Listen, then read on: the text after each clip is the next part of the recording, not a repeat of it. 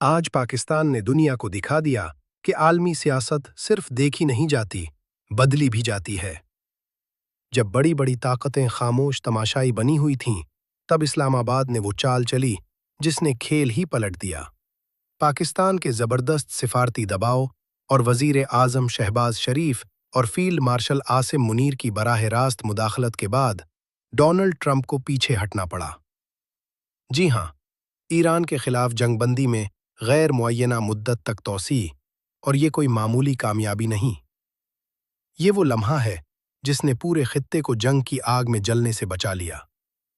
लेकिन ये कामयाबी अचानक नहीं आई, ये है हफ्तों की खामोश जंग। वो सिफारती दौड़ें वॉशिंगटन से तेहरान तक, वो सख्त मुज़ाकरात जहां दुनिया कह रही थी ट्रंप किसी की नहीं सुनेंगे, लेकिन पाकिस्तान ने साबित किया हमारी आवाज़ नज़रअंदाज नहीं की जा सकती। इस्लामाबाद अब सिर्फ एक शहर नहीं, ये आलमी अमन का फैसला कुन मरकज़ बन चुका है। अब नाकदीन क्या कहेंगे? ट्रंप का झुकना इस बात का सबूत है कि पाकिस्तान की बात में वज़न है। अब गेंद तेहरान के कोर्ट में है।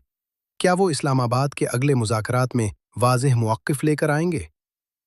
चैलेंजेस अब भी मौजूद हैं, लेकिन पाकिस्तान ने अमरीका को मेज़ पर लाकर आधी जंग जीत ली है।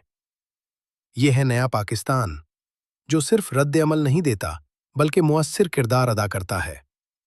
इस्लामाबाद अब एक अहम सिफारती मरकज़ के तौर पर उभर रहा है, जहां मुश्किल तरीन मसाइल पर बातचीत मुमकिन बनाई जा रही है।